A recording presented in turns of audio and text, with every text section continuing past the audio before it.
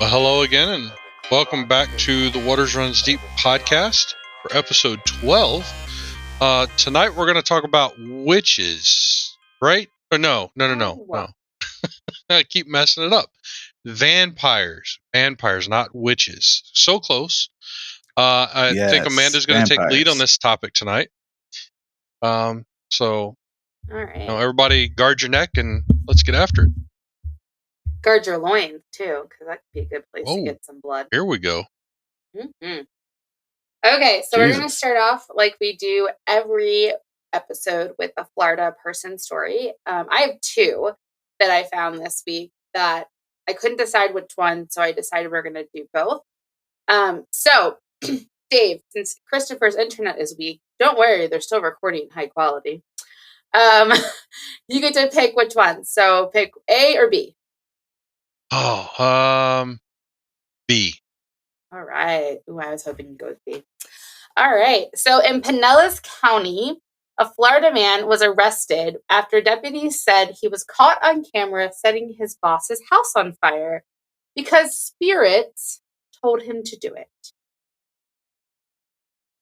That is absolutely incredible. So, have spirits ever told you to do anything? Okay, so I'm going to listen. So I've been fascinated with these mediums lately. For some reason, I don't know why I've jumped on like the medium thing. But the Teresa Caputo, and then I found another one today on live. YouTube. It was glorious. Did you see her live? I've always been scared. I did. My birthday last year. I'm always scared, like, okay, who's going to come out of the freaking woodshed and talk to us? But so I've been watching her, and there was another guy. Hey, listen, so I guess this medium thing, sometimes like you can't control it or whatever. Just these people happen to talk to you. So if he was hearing spirits, I mean, he was hearing spirits. You can't blame the guy. Yeah, but like Teresa Caputo's never like burnt someone's house down that I'm aware of. Well, I mean, you don't know the feelings she gets.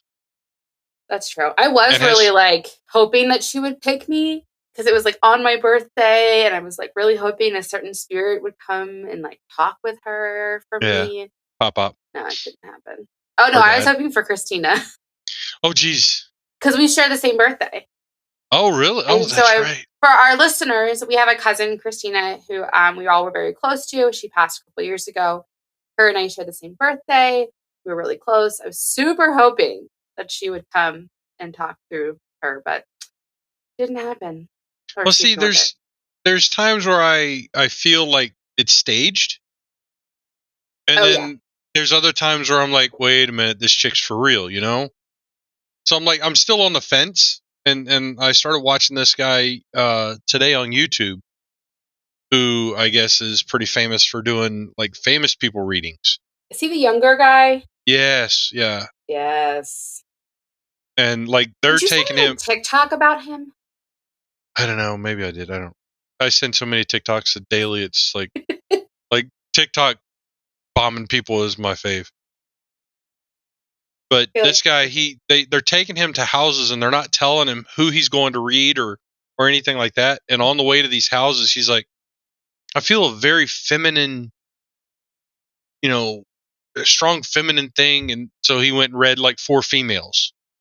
That's the house he was going to. It was like 4 female friends or something like that. So it's, I'm kind of like, I'm still leery, very, very leery. See, I'm a little. For Christmas, we're going to buy you a reading. I am all about the conspiracy stuff, okay? All about it. Whether I believe all of it is another story. However, when it comes to the clairvoyant, the psychics, the mediums, all that stuff, I am extremely, extremely hesitant to buy into it. The reason being is because it doesn't take much to be what they call like a mentalist. So it's like a cold reading on somebody. So you look at them and you can kind of tell what's ailing them, what's bothering them, who they've lost, just by looking at them by small ticks. So I'm kind of hesitant to, and they use like leading questions to see how you react to them to kind of see if they need to go down that road or continue trying to figure out what it is. So I'm a little hesitant. Not that I don't believe it, but just a little hesitant to buy into it. Well, I think that's part of my problem. Like, Caputo, I'm not downplaying what she may be able to do or what have you, but like you said, the leading question, she'll go, okay, well, I'm feeling somebody's mom's passed and a strong feeling on this side of the room. Well, okay, do you got like a 50% chance of somebody's mom being passed on this side of the room? You know what I mean? So it's like, I feel you fishing here, but then she'll go, okay, well, I'm seeing like somebody has a tattoo of doves, and then the girl that she's talking to is like, well, yeah, I got doves on my ankle, so I don't know. Yeah, and that's yeah, it's just hard. I mean, it's sometimes like with those TV show ones, I feel like they may be fluffed a little bit. But I don't know. It's not that I don't believe it, but I just I don't know. I've never had it done to me, so I can't like say wholeheartedly one way or the other. I guess until I see it in person, I'm just basing it off TV reactions and other people's reactions, having it done to them. So it's kind of, I'm on the fence. So I excuse my cough a little. I'm still getting over the COVID. Fake news. So it was really interesting when I saw Teresa Caputo or whatever in person, because I do agree she was fishing, and like there are all these theories of how she can like get the information. She could, and she knows who bought her tickets. I mean, I didn't buy my ticket, but the interesting part, I guess, or maybe not interesting, but like the part that I thought was really moving was, even if this is fake, these people found peace. There were a lot of, like, there was this woman who's, I can't say, okay. There was a woman who's, that's crazy. I want to say it was like her son had recently like taken his life. And Teresa pointed her out. It was in this big auditorium that I went and saw her, and spoke with the mom. And like, I don't know if they did research on this woman, whatever. I'm not saying that's great, but what I am saying is that woman was like she said she felt peace now with the passing of her child. And I don't, yeah, that's fantastic. That's great. It's just the fraud side of it is, like you said, that, I mean, they know who buys the tickets, especially with the way most people buy tickets. And it's so easy to find out information on people. And even if they can't find it out on say, for instance, me, like I don't do that much on social media and put stuff on social media. So it's a little bit more difficult, not impossible, but a little bit more difficult to see what's going on in my life, but someone like, influencer that puts everything on the internet, it's pretty easy to find out what's bothering them. If they just recently lost somebody, if they're, what's troubling them because they put it on social media. Now, years ago, 20, 25 years ago, before social media and before the internet, it was a little harder. So you kind of had to do the cold reading. It's just the fraud side of it. But if people are even if people are finding solace in it, then I guess it kind of takes up for the fraud, I guess, so that's okay. I mean, if people are getting something out of it, then by all means, whatever it takes. So I did a reading when I was in New Orleans. Gosh, it must have been like 4 years ago now. And it was very random. And we were in the park where the church is. If you've ever been to New Orleans. Yeah. The big church, the big cathedral is. Mm-hmm. We were walking that way, and we were stopping. A friend of mine was like looking for something in her purse. And this woman is like going crazy trying to get my attention. And I'm like, Megan, this woman is trying to get my attention, and I don't know what she wants. And Megan's like, what are you talking about? And this woman literally is like screaming my name. And I don't know this woman. Your name? Yes. Was like, what the fuck? Trying to get my attention. So I said, all right, whatever. I'm drunk. Let's throw caution to the wind and see what's going on. So we went over there, and she said, a spirit has told me that I have to talk to you. And I was like, oh, did they now? For $5.99. Right. Well, right. I'm like, all right, now I'm really game. I'm all about this. Like, so I said, okay. And she didn't charge me. She sat there. She talked with me. Megan was with me, and she did say some things to Megan, but she said to me, it's going to be okay. And I was like, okay. And she's like, no, it's going to be okay. And then she said, they're really sorry for what happened. They love you. Like, and then, so what, there's no way she could have known this because I didn't post it online. I don't know how she knew me. She said, they were with you while you were in the hospital. And I was like, what? And I was in the hospital in New Orleans. Like, because I had a kidney infection. The first day we got there, I went in the hospital. And I was like, oh. And she's like, they're watched over you. And I'm thinking, was it my dad? Is it Christina? Like, I don't know who it was. She was a woman. It was a feminine feeling. So I'm assuming it was a woman. Could have been our grandmother. No idea. But yeah, she was really, and she said, she wants you to stop worrying about finding love. You're going to find it, because I wasn't married yet. I hadn't met Adam. I was thinking about this other person back home. Yeah, it was very moving. And I was like a little creeped out because this woman did not know me at all. And she didn't tell me like what's going to happen in the future. She didn't tell me like this. She just like, it was like the spirit told her she had to talk to me. But if she called you out by name, I mean, okay, we're going down a right road, Yeah, that's why that's something I'd buy into. Then that's kind of. I was like, and then Megan. So then I was like a little emotional, and I was just very quiet and shocked, like what's happening. And then she turned to Megan, and something to the effect of like, the person you're with isn't your person, and they are not good for you. And Megan was like, but he's my soulmate. And she's like, I mean, there are better things for you, dude. And I mean, lo and behold, not to throw Megan's like dirt. People don't know Megan, not to throw dirt out there, but I mean, he was a jackass and like totally wronged her. And so it was just interesting that and like, that's a really like, you could have said it to anybody. Like if she would have told me that, I'd been like, great. Because the person I'm with has 4 legs and is going to die in a month. I want to go talk to this lady. Like, I want to go to New Orleans and so tell me about this, tell me about my life. So when we went back, when Chris and I went back, like 4 years ago, I went, Chris? It's like 2 or 3 years ago. It was right literally before COVID. Oh yeah. It was literally right before COVID. Like the month before COVID. Ooh. I didn't see her. Like I looked for her when we were like in the square and didn't see her. Yeah, because I would have shit a brick if she would have called my name out.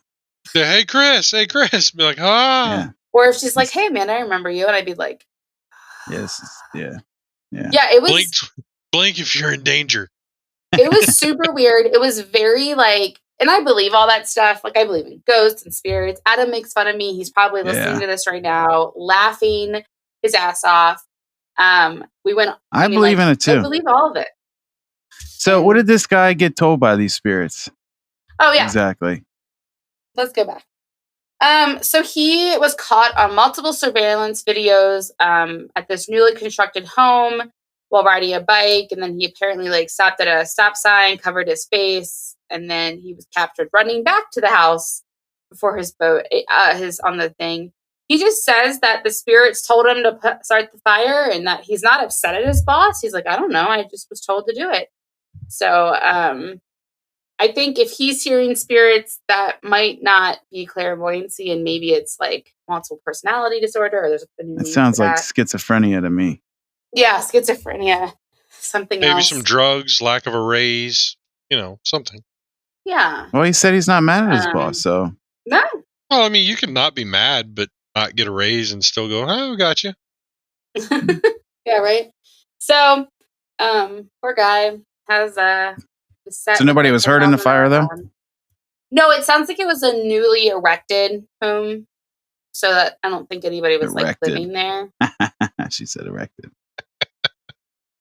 So that happened. And then also this week, a Tennessee man was arrested in North Florida gas station Well, he's now a Florida man.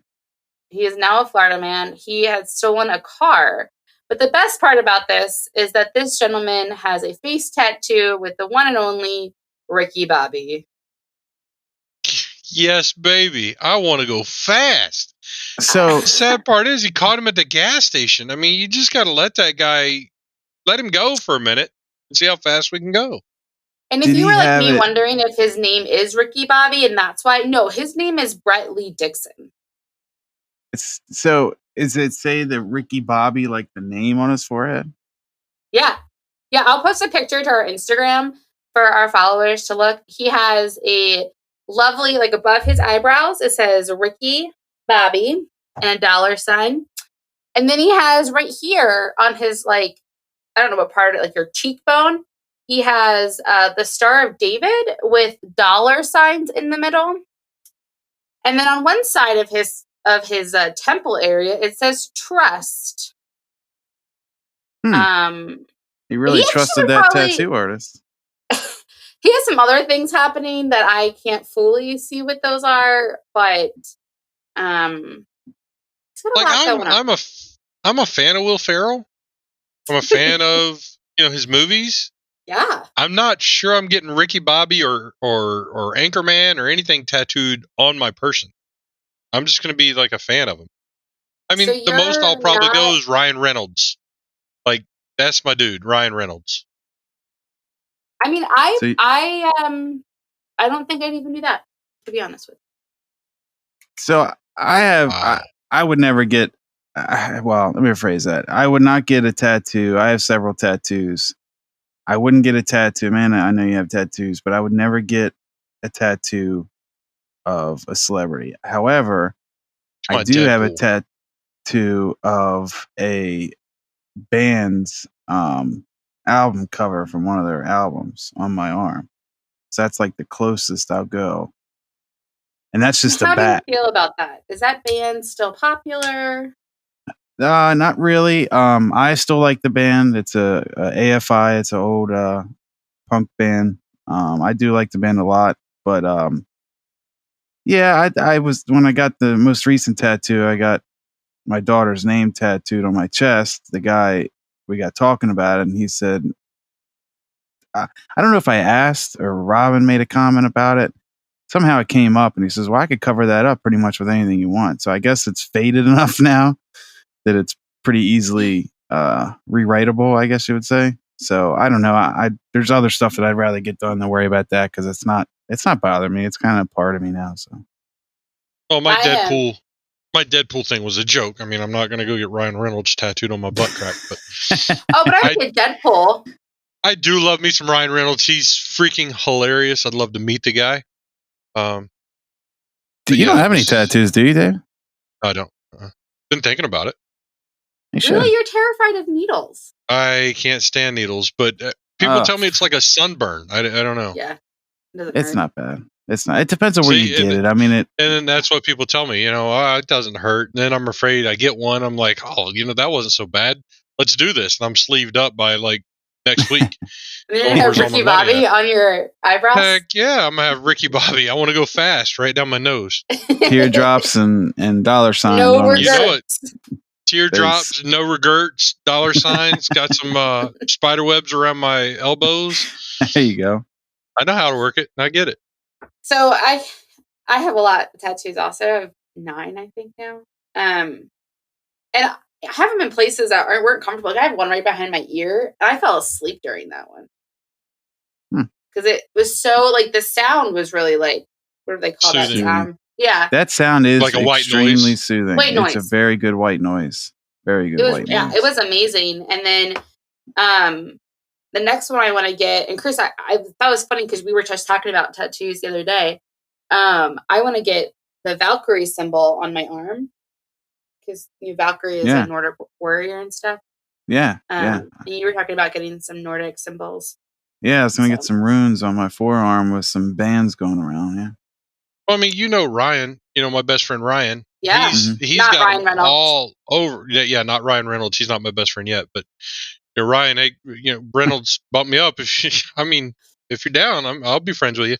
But I mean, he's got that full shirt thing going on, and on the back he's got the 4 horsemen of the apocalypse, and on his arms he's got like sea life, like sharks and octopus and stuff like that. On his chest he's got like some almost like Indian artwork, like the Rock.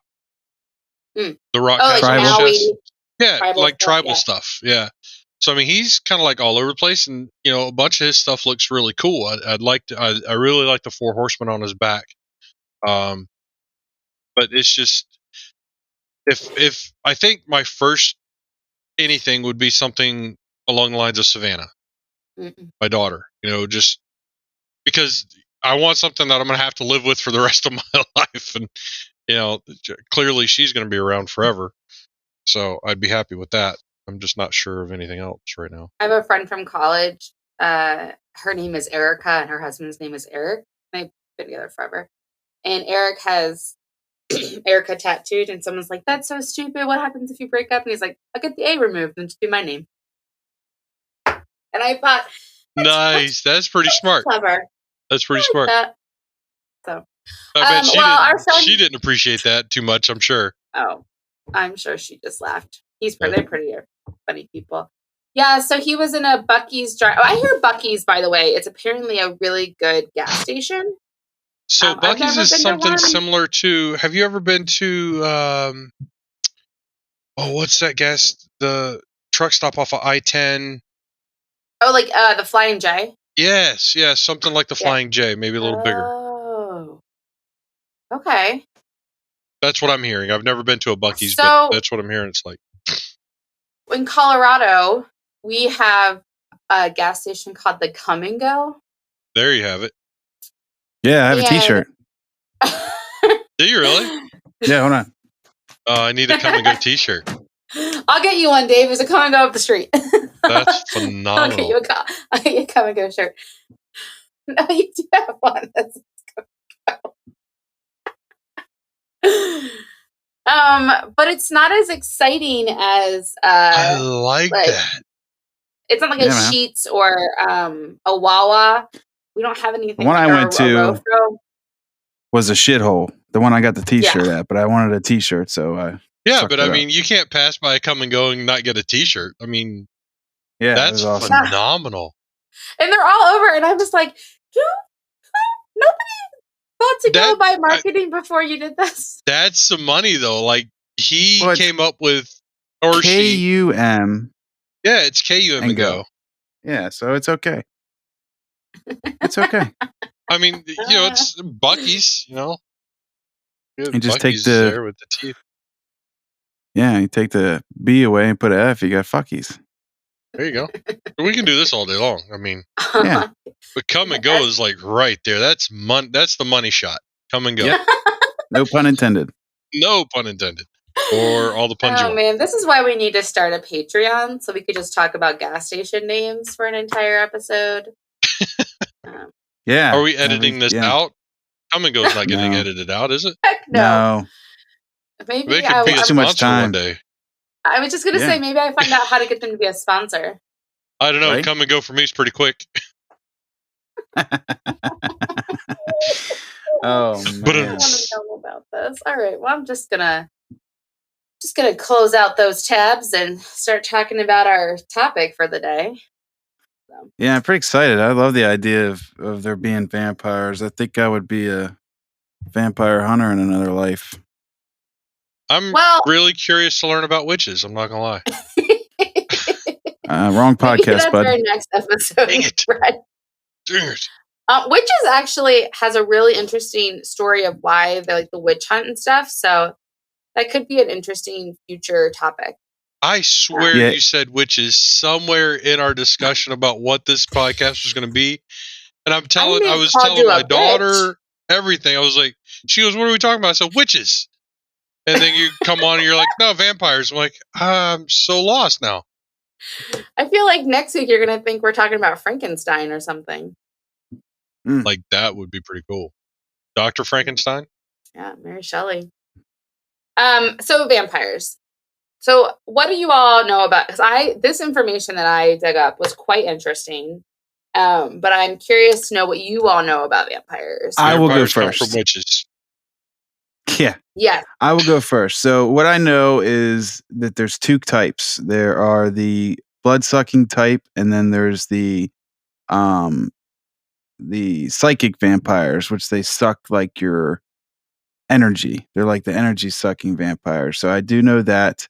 And the blood-sucking type are the ones that, of course, that drink blood. There might be a third one in there too, but I'm pretty sure those are like your two basic types. They're very old in both ways. I think they both, I believe, started around the same time, and one kind of took more steam than the other, which is, of course, the blood-sucking ones. Very interesting story, though. If you've ever seen What We Do in the Shadows, they have a energy a vampire in there, and he's very dry, extremely dry personality. He's actually pretty funny, but I like that show. But yes, I like to hear that show, Chris. Yeah, it's a good one. Dave, you got to watch it. What We Do in the Shadows. It is like The Office, but vampires. Yes, yeah. I think it was on the other night. Like I have the TV on for like background noise or whatever, and it was on, and I caught a couple like lines, and I'm like, "What the hell are you talking about?" And there's this guy trying to talk these other people into sitting into the throne or what have you, and he's like, "It's not the people in the throne; it's the people talking the people into the throne that have the power." I'm like, "Oh, this is pretty funny." Yeah, it's clever. Yeah. I was gonna mention something to you guys to see if you'd seen it, because I guess it's new. It's newer. I think there's 3 or 4 seasons, maybe. Really? I want to say it's just now getting kind of more popular. I thought it was like brand new. Like, and it's based off a TV show. I mean, it's on FX, but it's based off of a old show or movie. Of a movie, right? Yeah. And they actually remade the movie at one point, but it's off an older movie. Really? They made it a TV show. Oh, well, how about that? Things you learn. It's hilarious. Right. Dave, what do you know about vampires? I know The Underworld was a very good movie. The Vampires and Werewolves. I know we have vampire bats. That's about as far as I go with this. Both are accurate. I love vampire bats. Those are my favorite animal, or vampire bats, or bats. I am a weird child, and I think I was like, who the 6 fuck or likes 7. Bats? I love them. I love Batman, but not especially bats. like a female. What female jumps up and goes, "I like bats. They look like rats." I don't even think Batman likes bats. He was a little afraid of them, but I think he came around. Yeah. After they attacked him. So I have 2 stories about bats. My first story is I was young. I was like 6, I think. And we had bats where we grew up. There were bats in the woods there. And that's why I was like, oh, they're cool. Yeah. And I was like, they had like do a project on your favorite animal in 1st grade. And so everyone's like, this is a turkey. This is a dolphin. I was like, this is a bat. Bats are great. Nice. You were that. I know a lot about bats. And then my second story, one time I went on this date with this guy on this first date. He was so many interesting things about this human, and he lasted a lot longer than he should have. But he was telling, and it's not the man I'm married to. He was telling me that when he was little, he got attacked by bats. And I was like, fucking Batman? Well, that's what I said. I was like, what, are your mom and dad dead and you're Batman? He's like, well, my mom and dad both have actually passed away. Fuck, he's fucking Bruce Wayne. And I you dated Bruce Wayne. And she let him go without introducing.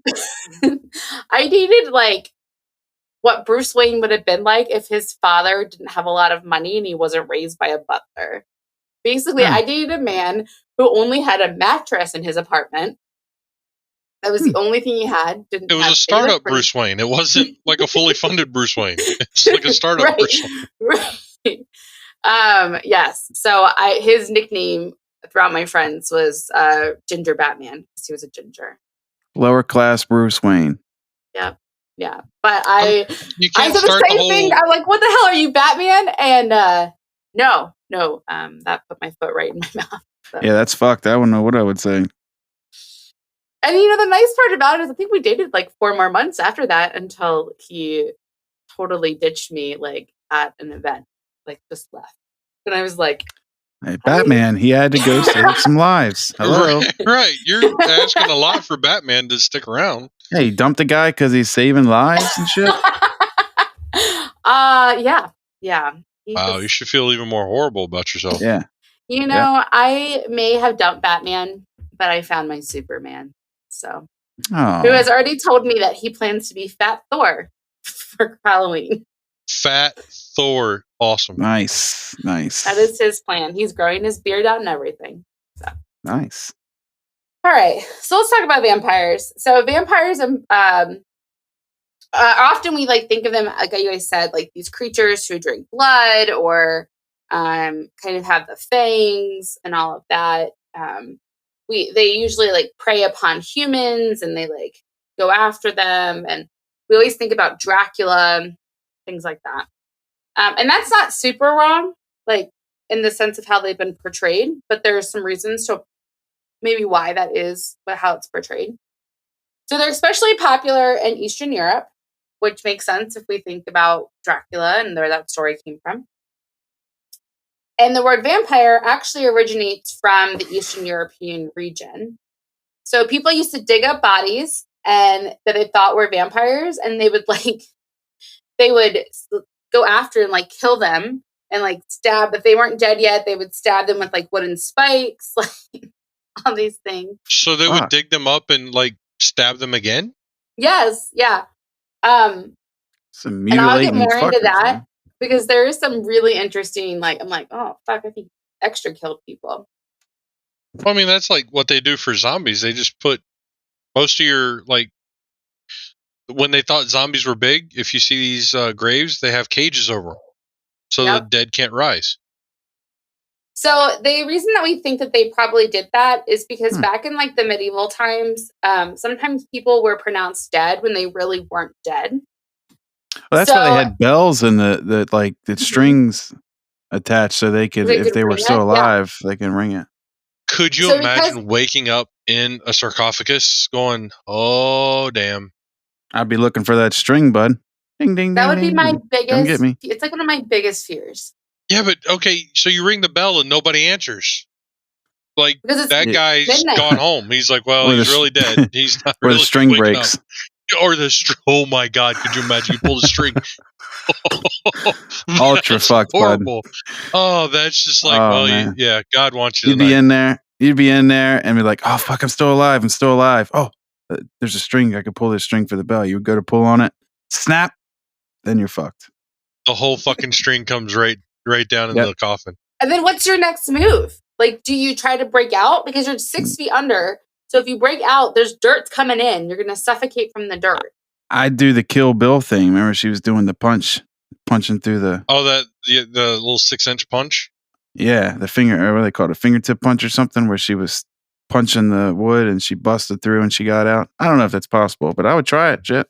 Well, I mean... what do you got to lose, bud? Yeah. At that point, you're 6 foot under already, so... Yeah. So the reason that they think this is because people sometimes will be like super ill or sometimes very drunk. That sucks. Go out for a night drinking and just end up in a box. Those are some great friends. That's almost like, if you walked away from Batman while he was saving lives. Yeah. And people would think they were dead and then later miraculously recover, but sometimes it'd be too late to prevent their burial. So then that led to this belief of vampires and rituals such as staking corpses to the heart before they were buried, or burying people face down so they couldn't get out of their graves. So you said it was too late to prevent their burial. Does that mean they're already buried, or did they just get so far in the process? Like, we made the box. You're fucking burying you now, regardless. Bitch, you're already in the coffin. You're going down, right? Look, John, you're at least making a 6-foot trip. Yeah. We already caught the priest in from 3 towns over. Yeah, we're doing this. I'm sorry, but you got to do it. Yeah. I don't have an answer to that. I'm going to assume the certificate's been signed. You're going in the dirt. Well, and I don't think they did as much. What's the word that we do where you take the organs out? Embalming. Embalming. No, embalming's where they put the fluid in you. It's oh no, I guess they do remove shit too. I don't know. I'm not a I don't pathologist. think they do as much of that as they do now as they did back then. I think it was like, oop, we got to bury him. And sometimes, like, you got to bury him quick because you don't want to spread the disease from the mice or whatever. So. Well, I'm sure like the Undertaker and stuff like that had to go home and grab some dinner or something too. So yeah, knock up his wife. You got to get him in the ground and get done.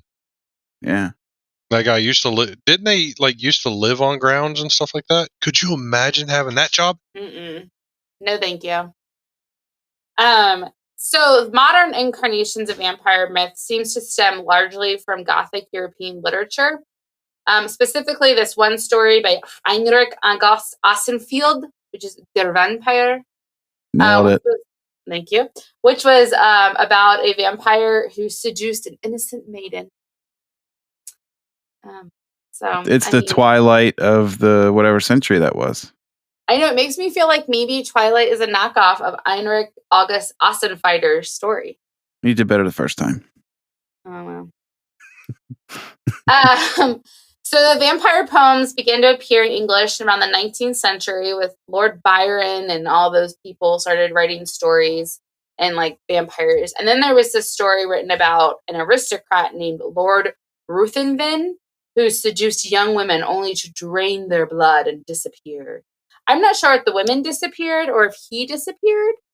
It sounds like there's some jealous men that are coming up with this story about these guys who are getting all the ladies. Oh, it's an opposite underworld because in the underworld, the lady, isn't it the lady that's taking the guys? Like, doesn't the lady bite the guy, the young guy? Yes, you were right. I don't know. I know she was like trying to save his life and stuff like that. I don't remember who bit him. Well, so then it goes on to talk about Dracula, which is probably our most famously known vampire through literature. And it's probably the most important work of vampire fiction. So it takes place in Transylvania about a count who uses supernatural abilities to prey upon innocent victims. And then from there, it goes forward. Some people say that Dracula actually was inspired by this prince named Vlad the Third of Dracula of Transylvania, the Impaler, and then his wife Elizabeth, who also apparently like murdered dozens of women and drank their blood to preserve their own vitality. Wow! Can we talk? Go ahead, Chris. I'm sorry.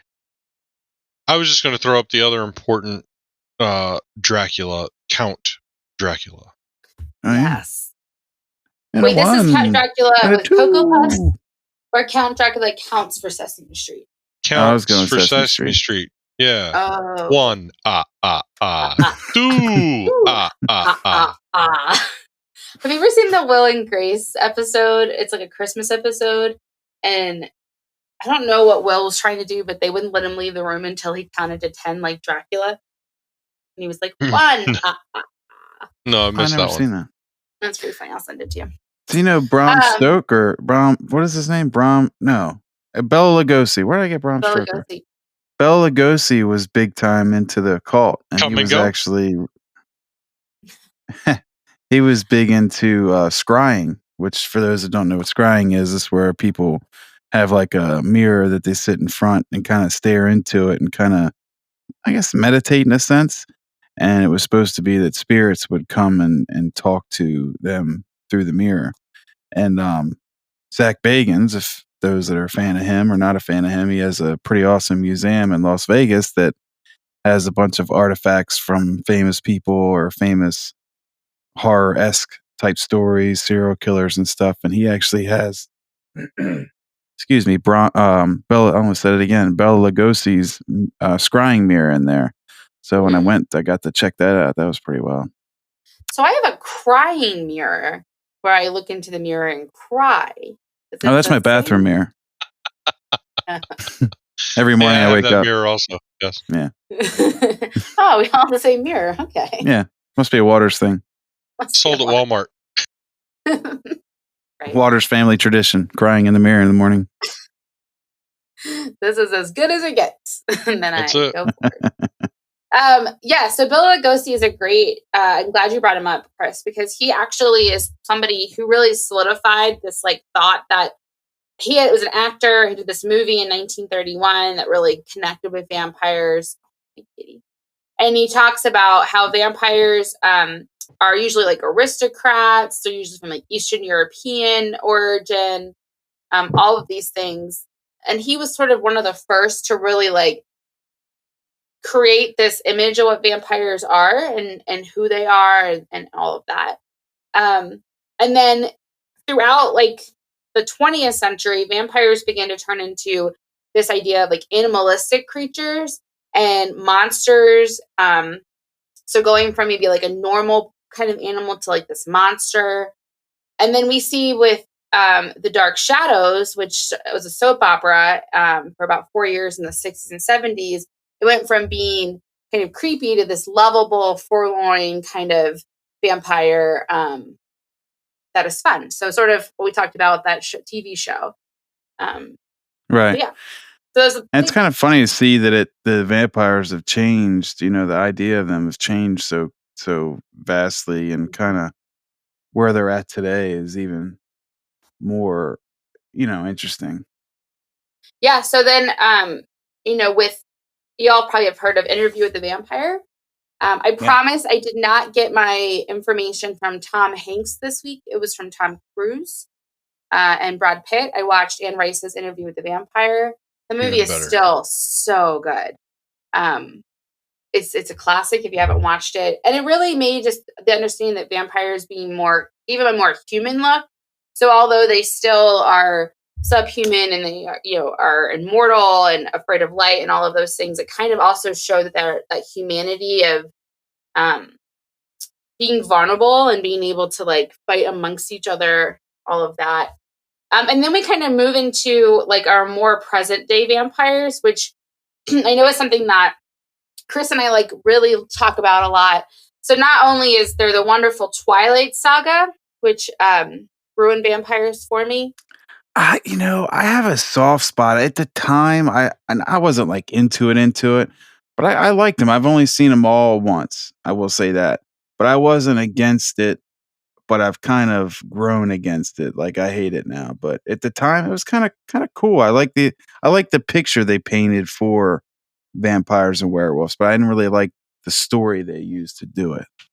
Yeah, I think it was nice, the showing of like, instead of being afraid of sun, they sparkle in the sun. And there's an inner world of vampires. Right. The way they showed the original vampires back in Italy is actually quite common with the story. I thought that part was really good.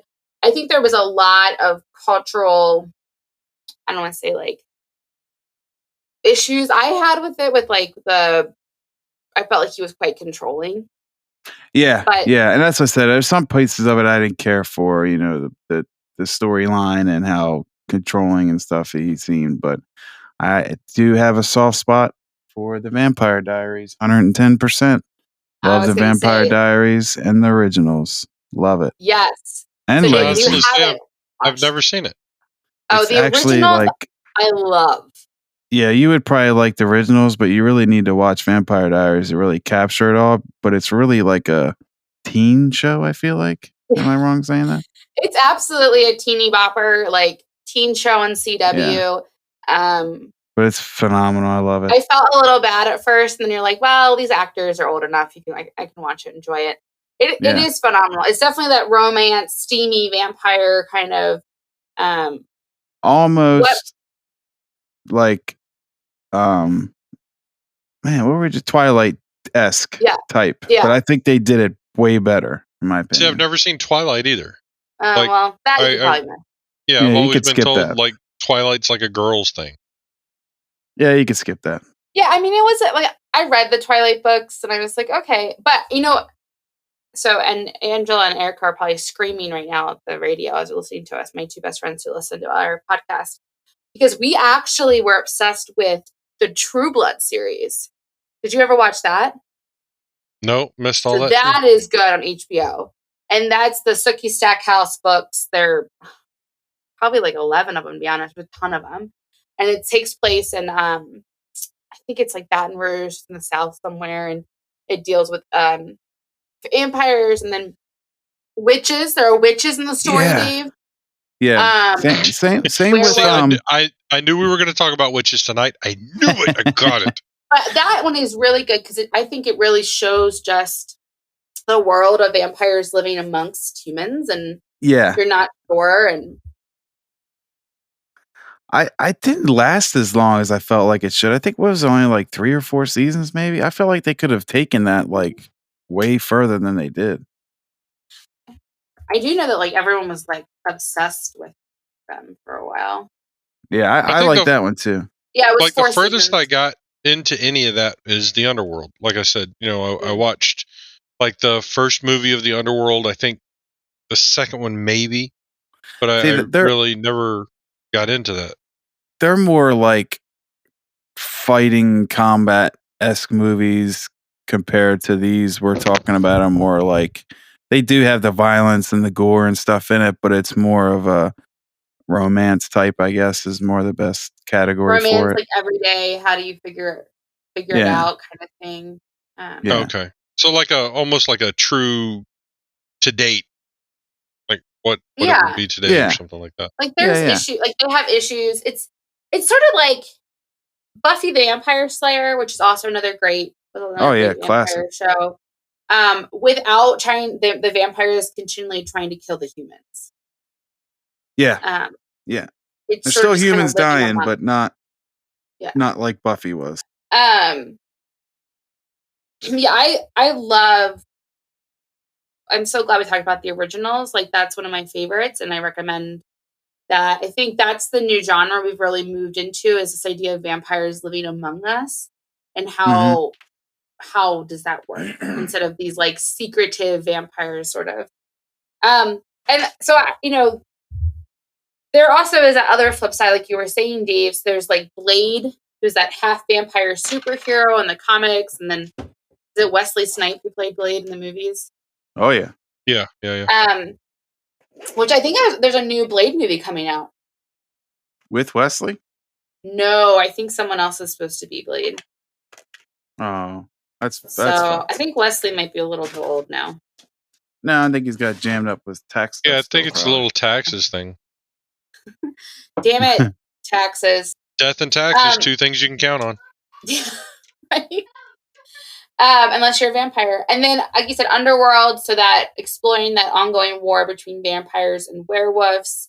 I really thought this was interesting. We've all probably heard of like Hellsing, who is a comic. Yeah, Van Helsing, who actually came from a Japanese and anime character, which I didn't know about. So that's interesting across cultures. Really? Yeah. Here, Robin's like, really? And then, my favorite vampire of all time is Angel, who was the love interest of Buffy the Vampire Slayer. He has his own TV show. I really enjoyed that. And while I was in quarantine, I watched a little bit of Angel every day on TV. See, I think I've seen Buffy the Vampire Slayer, just like minimal. Yeah. But, I just never really paid attention to it too much, I guess. Well, we recommend that I think the first show you got to watch, Dave, for vampires is What We Do in the Shadows. Yeah, start there. Because that's fantastic. Well, like I said, like it was on, I was, laying on the couch, falling asleep, and I watched a couple lines of it, and I'm like, okay, this could be pretty funny. Yeah, it's pretty good. It's pretty like people who don't take themselves, like vampires who are taking themselves too seriously, but it's because they're taking themselves so seriously that it's hilarious. Yeah, I mean, I kind of like your Office. It's like the Office thing. That's how it was sold to me when somebody recommended it. I watched it. And what's funny is I never got into The Office. It's kind of one of those shows that I'm keeping on the back burner as like a fallback to, but I never got into The Office. Like I feel like I could, but just never did. I tried to get into The Office a couple times, and like they locked the doors. Clearly, Yeah, it was a spoof. That was pretty bad. No, I was I eating couldn't. it up though. I was falling right into it. I was like, oh, wow, they locked the doors. Is somebody else watching it and wouldn't let you in to watch it? Like, what do we got going on here? I just nailed it. I couldn't get into. I don't know. I don't know why I couldn't get into it. Like I like some of the characters. Like some of the characters I could see, being as real life people. But all in all, I didn't really follow it, get into it. We literally watch it every day at my house. It is on at some point. Wow. That is 30 Rock and Parks and Rec. Just eat it out. Oh, 30 Rock. I was thinking Third Rock from the Sun, but I did like Third Rock from the Sun, but I never Third did Rock get from into the Sun was a great show too. I'm not gonna lie. My mom was watching that the other day. I don't know if she was intending to watch it, but it was on TV. Really? I haven't seen it in forever. Yeah, it's been on TV here lately. That one, Gilligan's Island's on. Classic. There's a couple other classics, and Savannah's like, "What are you watching?" What? Chris, do you remember Mama's House? Oh, Mama's House was good too. Oh, that show was so good. We watched that every summer before we Alf. Lunch. Alf was another classic. Yeah. Harry and the Hendersons. Oh, very, very good movie. That was a good movie. Yeah, so many good shows and movies. I feel as though Florida's at war right now. I'm not sure with who. Georgia, maybe? I might have to cut this one short because it's going down for real right now. Oh, the fireworks. I'm praying to God it's fireworks and not some automatic weapons that might have got missed in the band. Oh my God. Well, I was gonna add something to your comment. Oh gosh. Oh well. But anyway, with the old shows, the classic shows, I looked for a song on Amazon Music, and I listened to the song, and then it played past the song, and it played some intros for these old classic shows, and I'm singing them. And Savannah's looking over at me like, "What are you singing?" I'm like, "You don't know about these shows?" She goes, "No, Dad." So we had to come home, and I'd show her some. Oh yeah. Oh what is it called? Tell you a little story about a man named Jed, a poor mountaineer, barely kept his family fed. The Beverly Hillbillies. Beverly Hillbillies. She turned her nose up and she goes, "What is this?" Oh, stop it. That's a classic too, man. Such a good one. Yeah, so yesterday I was just sitting on the couch, turning the TV on, my first day free out of isolation. And the great outdoors with John Candy and our favorite Dan Aykroyd.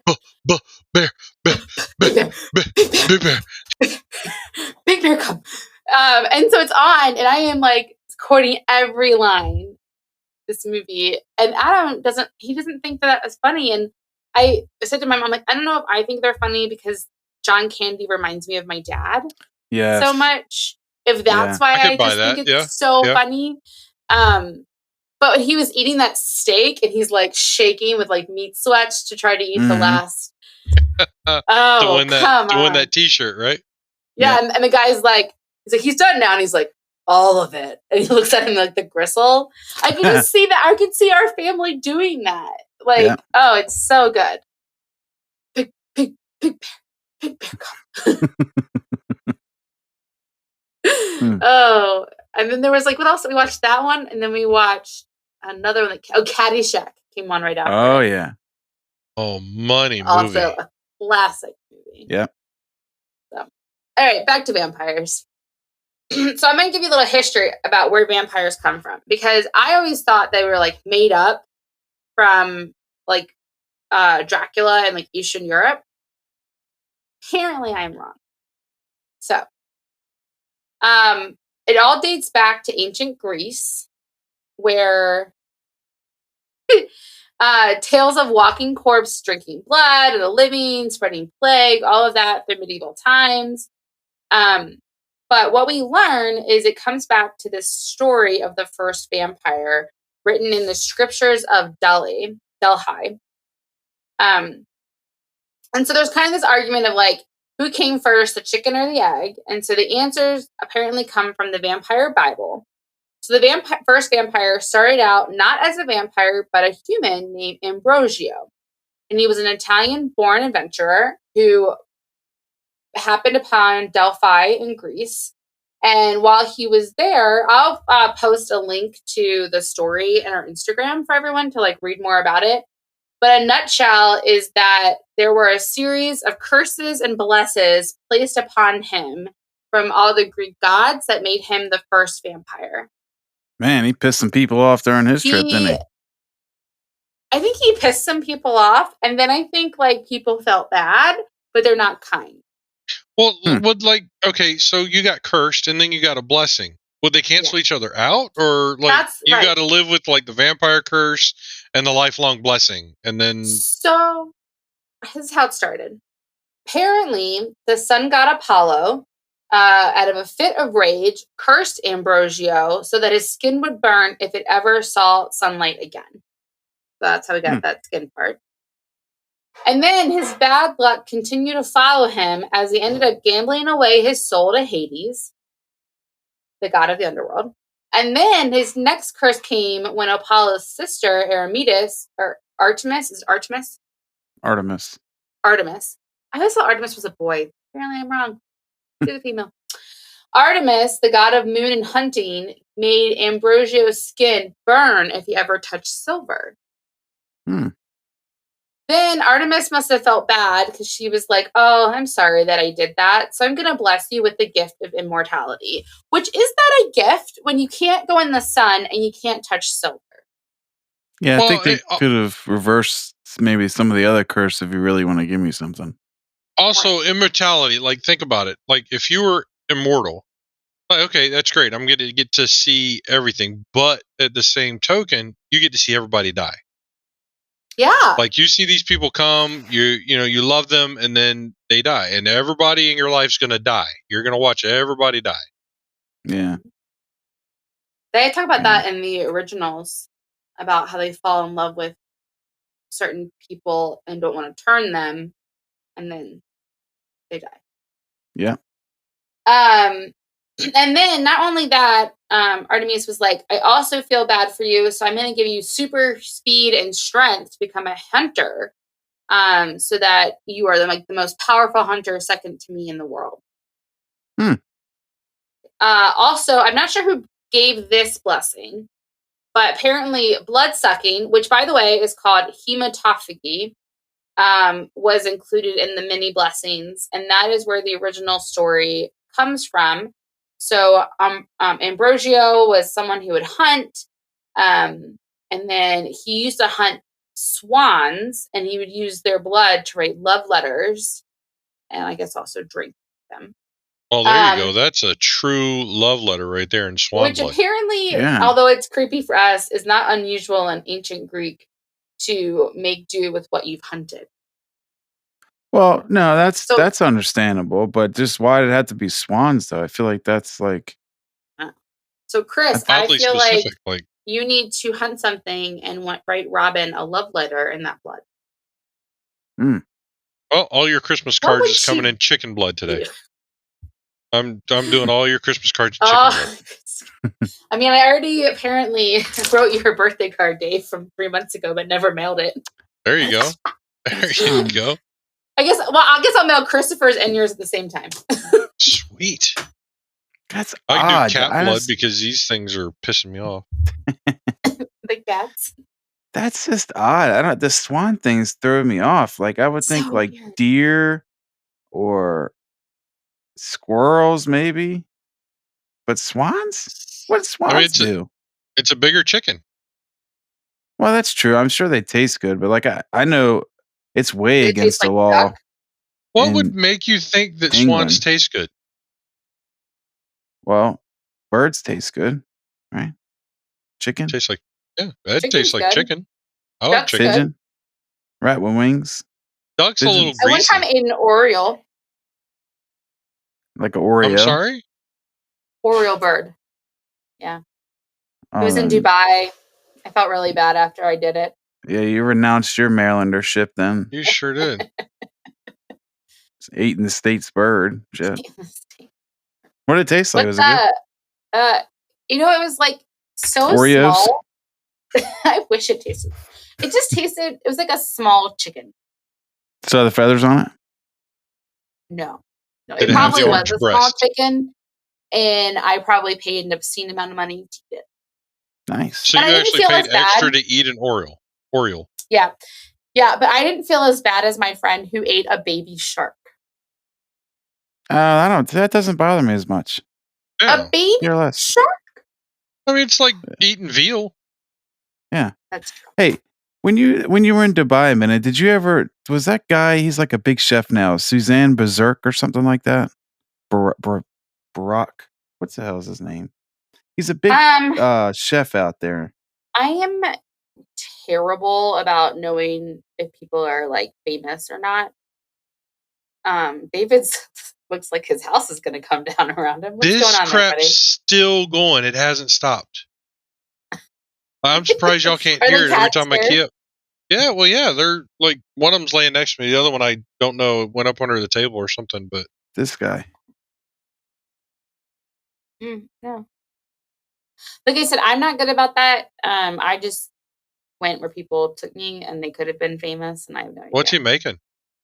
I don't know, but he's fascinating to watch. It looks But he owns all amazing. these restaurants.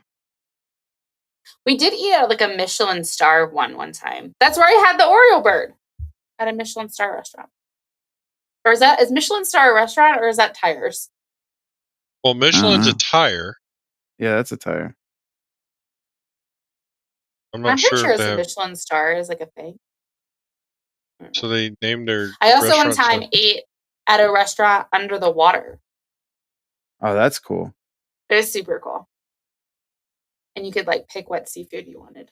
I'm pretty sure they probably didn't bring you what I picked. It was cool. So then Ambrosio later went back to Italy. Now a full-fledged vampire, got his vampire card. He gained a V card instead of losing it. Nice. And then legend traced that he went to Florence, where he created the first vampire clan. We don't know a lot about this clan. We just know that it was probably people who volunteered. They wanted the immortality and the power, and they traded their souls for it. It's believed that the curse would continue for any vampire, where their souls would remain in the underworld, aka hell or Hades, and they could return to claim it, but they could never leave. And so then he was able to turn people? Yeah. Oh, nice. But he didn't turn them in the sense of like, I bite you when I turn you. He turned them in like they also traded their souls to Hades for the power. For their V card. For their V card. So did he meet with all the other people and trade that stuff too to get the other stuff, or was it just a one and done with Hades? That is a good question. I am unsure about that. I have not read the Bible fully, but we'll have to look into that one. There's a vampire Bible? Uh-huh. Well, you must have missed that. It is called... Well, I mean, I'm in the start of World War III over here, so... What did I say it was called? The Scriptures of Delhi. Really? Just known as the Vampire Interesting. Bible. Is this like easily accessible on the interwebs here, or do I? Yeah, have to I'm go going to to post a link to it for our. Do I have to go to followers. the dark web? No, I think you can on the late web. Although I don't know if it'd be true if you can get it on the. So is it the whole Bible? No, it's just some. I think it's scriptures from like Greek mythology. I don't actually think it's legit Bible scriptures. The Vampire Bible. You call it that? So the whole Vampire Bible is accessible by the dark web. Dark web. Probably, I bet you. Probably that and more. I don't know what you're gonna find on the dark web. I've never been to the dark web. Is it fun? I don't know. Letterkenny says it's very fun though. Yeah, I've been on there. I had an old tablet. It was a Google tablet, and I had Tor on there, and I would access the dark web a little bit on there. You could go on the dark web. Yeah. I didn't do it much. I can hear the fireworks from your house. Can you hear them? Yeah, I thought you were building something. No. It's not my house. It's still light up here. These guys got after it for a good 15 minutes, just getting after it, and it's still going. Chris, can you have fireworks in Pennsylvania? Yes, these fuckers around here are going ape shit too. I just started hearing them just now, a few minutes ago. It's ridiculous. That's how you know we're old. So I have lots of memories when we were younger of us putting. Oh, I'd be out there in the middle of it. I'd be like, yeah. Spending hundreds of dollars on these things. Yeah. Now we're like, can you turn it down, please? Yeah. I mean, I'm in this community over here. What are you doing? That's true. Geriatric fireworks. Yeah, who's shooting these things off? I know Jim down the street. He ain't moving that fast. He's gonna light it and still be standing next to it when it goes off. Oh man! All right. So, for what we know, the history of vampires, the clan that this first vampire clan grew in size and strength until infighting created some type of civil war, and then many vampires left to kind of create their own clans, but no one knows what sort of happened to the original vampire. So. Probably died. He took him out. No, he had immortality. Remember? Oh, he got blessed with immortality. But he could still die, though, right? Because he couldn't touch silver and couldn't be in sunlight. Well, just burn him if he touched it. No, so he just steady burnt. Huh? All right. Could you imagine? So what are the best ways to deal with vampires? Of course, the first... I'm sorry. Oh, sorry. No, go. No, I'm just sitting there thinking, when we're young, immortality would have been great. Now it's you know what? I don't think I want to... I mean, seeing what we're seeing right now, just let it go, big guy. Let it go. Here's my question with immortality. If I become immortal now, am I still immortal with my knee pain when I sit down and when I stand up and I make that noise that I don't realize I'm making? Theoretically, I think not, because I think theoretically all your ailments would go away because you're immoral. Well, she's probably immoral too. Because you're immortal. Hit that one out of the park there, Chris. I like that. Yeah, nailed it. Nailed it. All right. Well, I mean, as long as I don't need to, my hearing comes back and my vision comes back and my knees no longer crack, bring it on. But you're not immoral anymore. Yeah, no longer immoral. Yeah, but then you have to pay, right now gas is $4.39, so you got to watch that just skyrocket. Yeah, but you're only going out at night. It's not going out during the day. Yeah, but you still got to buy gas at night, too. I mean, just because it's at night doesn't mean your car doesn't run on electricity. No, I know, but I'm not going out as much as I would be if I was awake during the day. I will have you know there are 12 hours of nighttime, just as there are 12 hours of daytime. No, because it doesn't get dark here until 9. What time does it get light? I don't know. I'm not awake then. Yeah, I bet it's around 9. I don't know what time it gets. I've kind of timed it here. It's around 6:30 to 6:30ish type thing. It definitely 6:30, I can start seeing light later. It's 8:20 and it's still pretty late out right now. So. All right. So the best way to deal with vampires, of course, is to prevent them from coming in the first place. So don't invite a vampire to hang out unless you really want to. How do I know he's a vampire? Is he going to go, hello, I'm here to suck your blood? You might. Here's the way. You need to ask all your friends to count. And if they're like, 1, then that's a dead given. That's a ringer for a vampire. I'm high-fiving him. I'm like, you're great.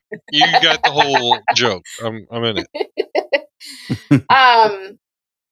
So in Europe, they actually used to stake everyone they suspected that was a vampire. They would just put a stake in them before they buried them. Not a eat stake, a wooden stake. No, I'm thinking people were walking up. Hey, Clark, got him. Got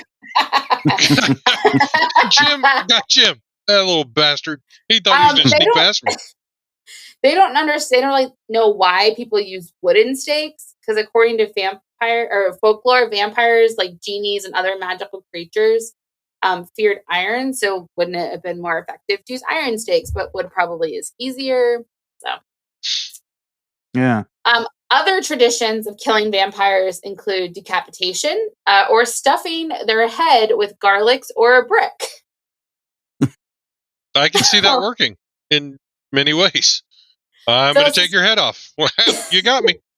I'm not Mortimer. So suspected vampire graves have been found with such signs, such as like there was once a woman suspected to be a vampire, and they found in her skull a huge piece of brick. So I imagine that was put in there. Also, there are suggestions of like there were these 2 Bulgarian skeletons that were found with iron rods through their chest. So I believe they probably were accused of being vampires also. Wow. Some other traditions to help, so Dave, so you don't bring vampires home, is a vampire cannot enter your home unless they are formally invited. That's what some traditions believe. This may have also been an early form of stranger danger. Oh, hi, kitty. If your local villagers neglect to unearth and stake a suspected vampire and they return from the grave, there are a few things you can do to present. First,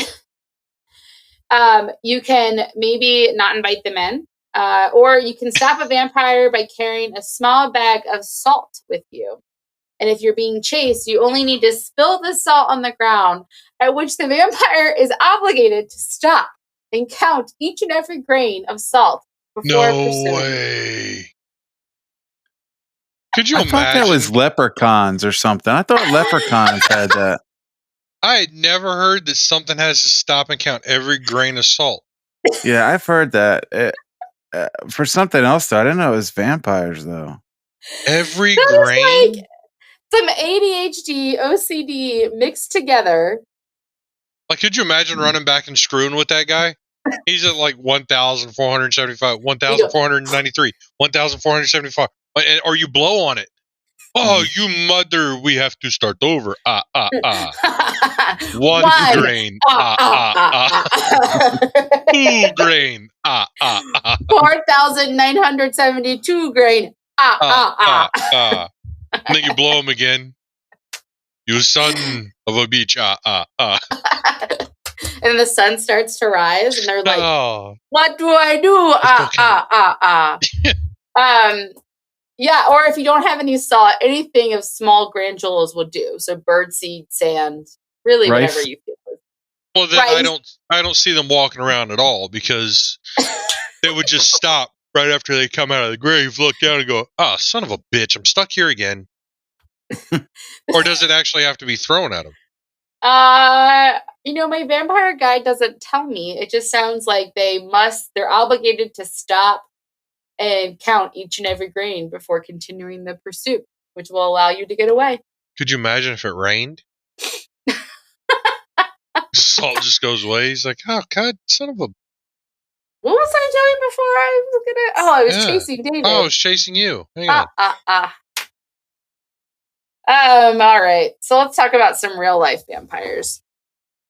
So, according to this doctoral student named Browning, that was his last name, from LSU, he has been on the hunt for vampires for many, many months.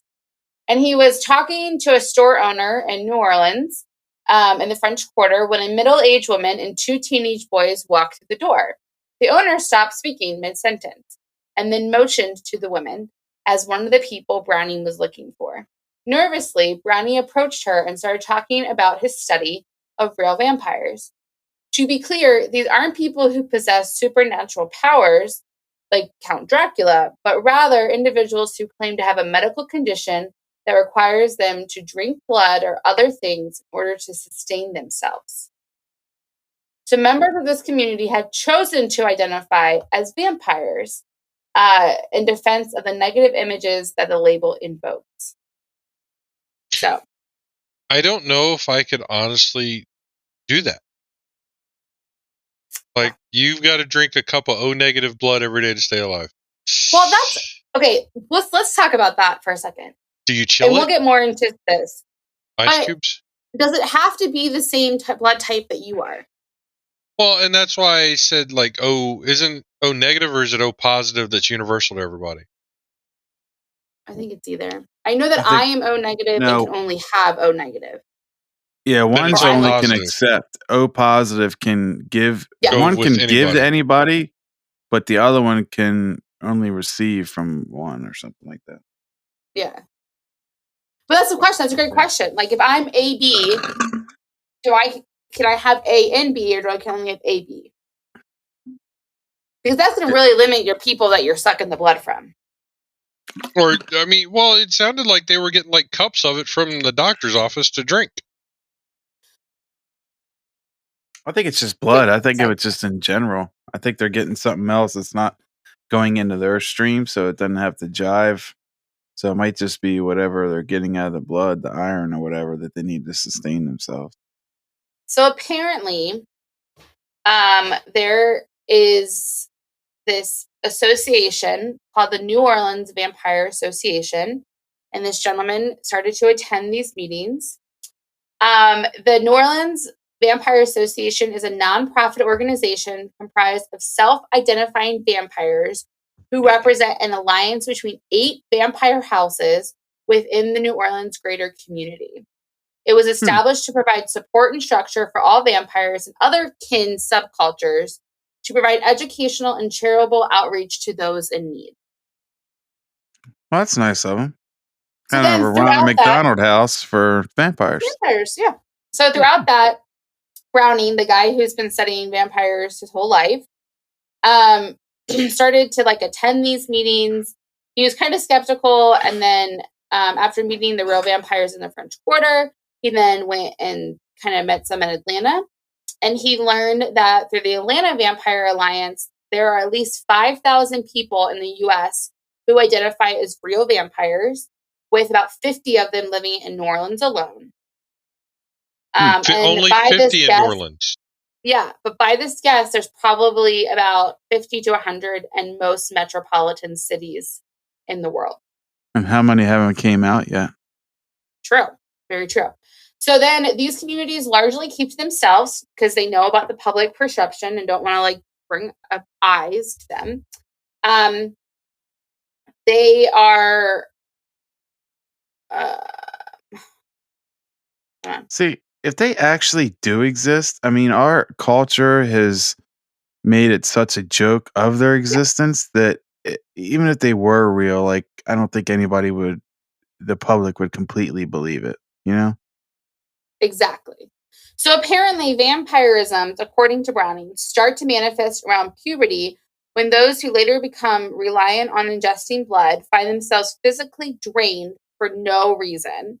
They then discover accidentally that blood offers them a remedy. So maybe they bit their lip or like had a blood cut on their finger and they licked it and they're like, oh, this makes me feel better.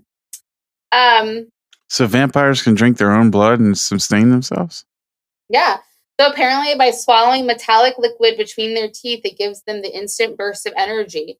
Not every vampire does need blood to survive. Those who do are called sanguinies, while other vampires actually derive strength from taking psychic energy of others. So Chris, you talked about that.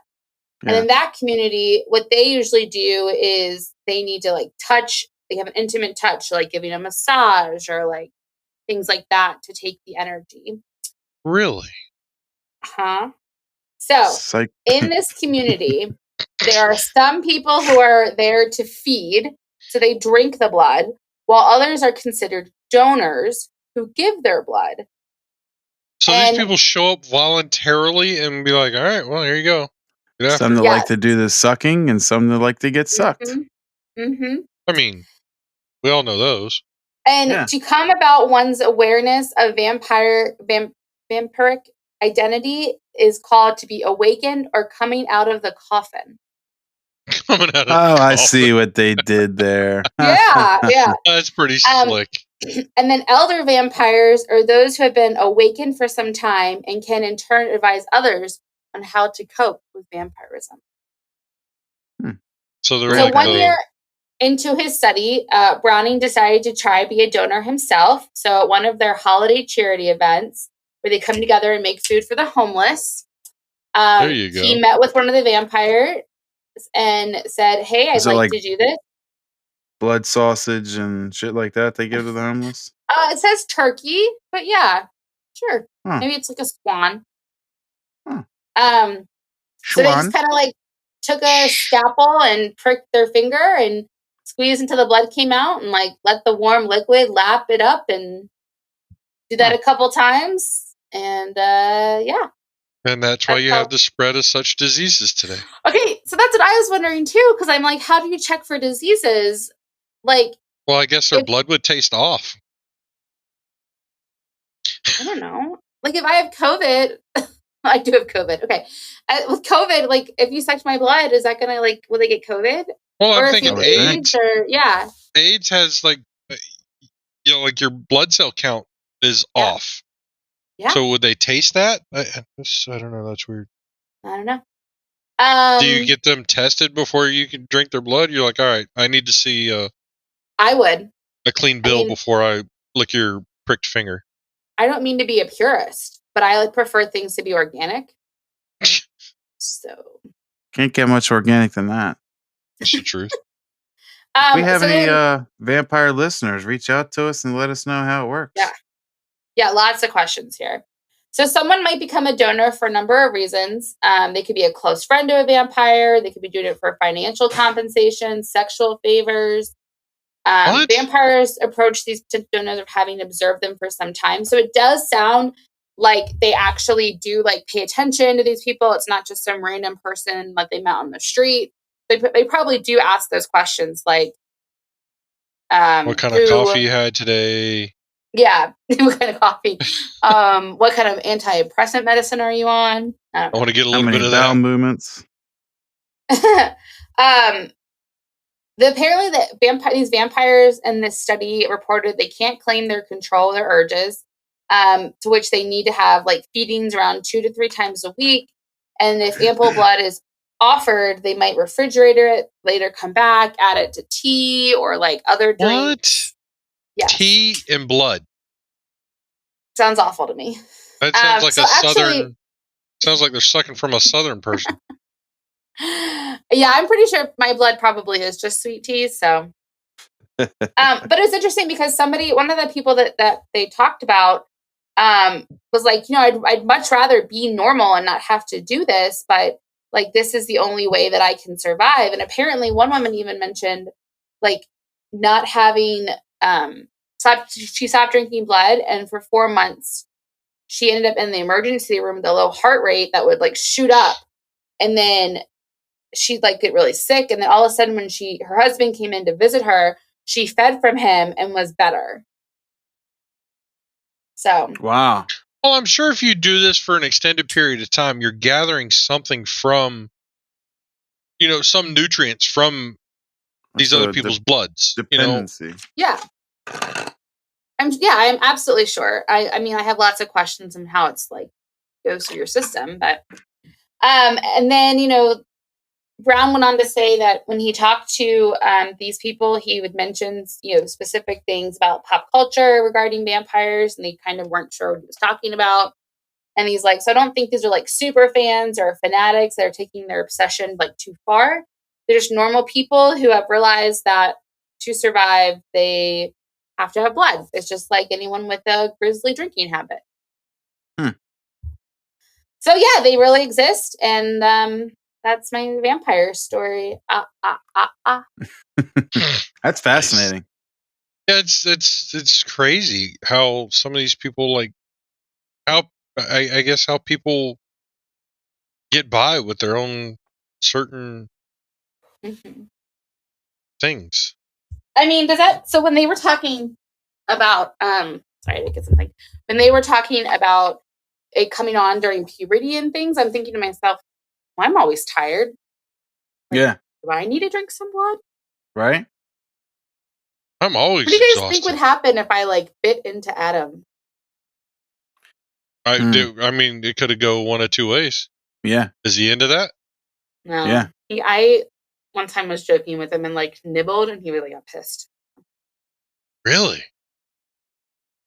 Is that like against the Jewish thing? Can't bite me? Maybe he was a donor at one time and it brings back bad memories. Could be. Well, I'll have to ask him. He's making me dinner right now, so I probably shouldn't ask him things. Yeah, wait till after you eat to ask him. Yeah. Well, and then I'm also wondering, okay, does it have to be human blood, or could I like get blood from a swan? And that's according to the Or shows cat. and stuff. You could do it from that, but it didn't give you the same pep as human blood did. From the shows and stuff. They're pretty much all consistent with that. It's very interesting. Right. Yeah. Yeah. So what do you think? Do we think that vampires are real or people are just crazy? I think there are people out there who think they're vampires. I love the idea that there's actual real vampires, but they're only the real ones, my air quotes if you can hear them. The real ones are only experiencing the need for blood sucking. They're not experiencing any of the other things like the super speed, the silver, the immortality, the the counting things when it's dropped when they're trying to consume their victims. So I don't wholeheartedly believe that they're vampires, but I do believe that this may have been around years ago and people kind of made it into a fable by adding some details and stuff to the stories of these people that have to have blood to survive. I'm thinking it's something along another psychological problem we have in our society. Yeah. Yeah. You know, where these people like see this on TV, they want to connect with something that's, I guess, in a sense bigger than them. So they jump on this and go on the dark web, if you will, and find stuff about vampires and go, oh, well, there's other people that think like me, so I'm going to join this group. I think it's definitely becomes like not a cult because it's not that level. But it definitely becomes like a club, where it's the cool thing to do, and they find camaraderie and everything in that. So definitely see that for sure.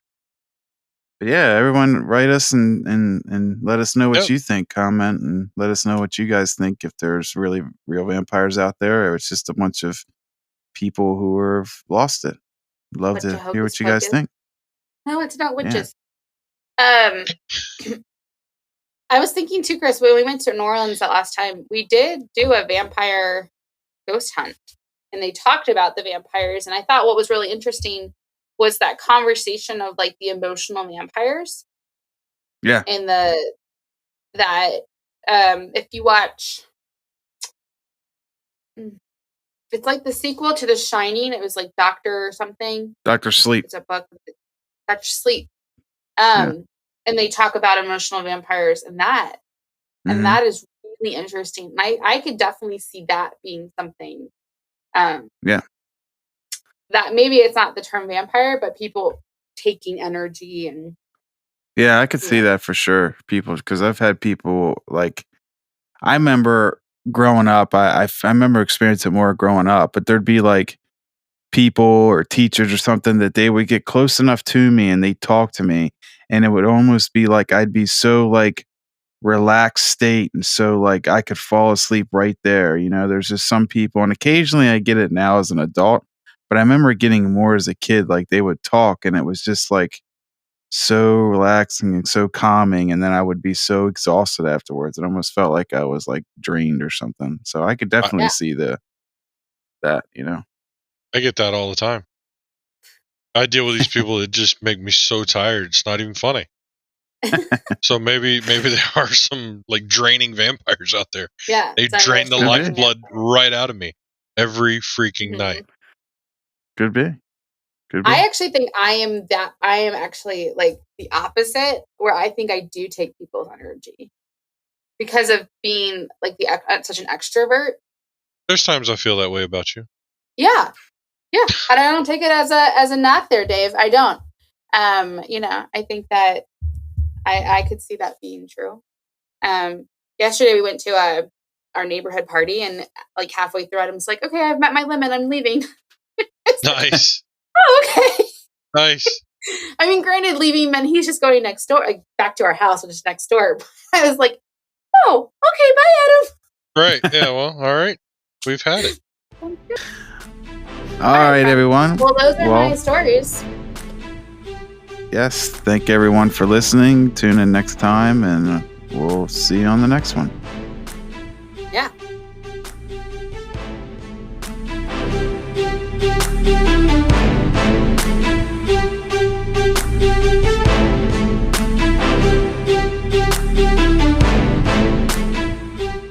I want to thank everyone for tuning into this week's episode of the Waters Run Deep podcast. Please join us next week as we dive deep into Eastern State Penitentiary.